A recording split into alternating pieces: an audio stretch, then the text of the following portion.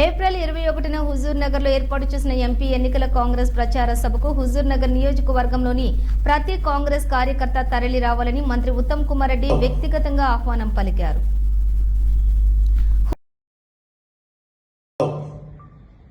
నాకు ఎంతో ప్రియమైన హుజూర్ నగర్ శాసనసభ నియోజకవర్గ కాంగ్రెస్ కార్యకర్తలకు, నాయకులకు, అన్నలు, తమ్ముళ్ళు, అక్కలు, చెల్లెళ్ళు, హుజూర్ నగర్ నియోజకవర్గ కాంగ్రెస్ కుటుంబ సభ్యులందరికీ నమస్కారం.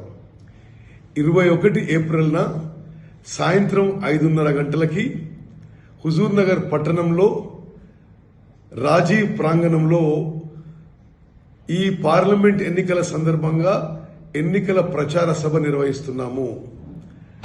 మన ఎంపీ అభ్యర్థి, మన కాబోయే ఎంపీ, జిల్లా ఇతర పెద్దలు అందరూ కూడా ఈ సభకు విచ్చేయుచున్నారు. నేను హుజూర్ నగర్ నియోజకవర్గ కాంగ్రెస్ కార్యకర్తలందరికీ చేతులెత్తి విజ్ఞప్తి చేస్తున్నా.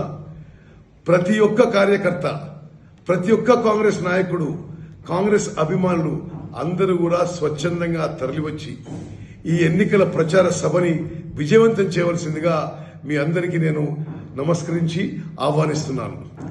భారతదేశంలోనే హుజూర్ నగర్ నియోజకవర్గానికి మనందరం కలిసి ఒక ప్రత్యేక గుర్తింపు తీసుకొచ్చినాం.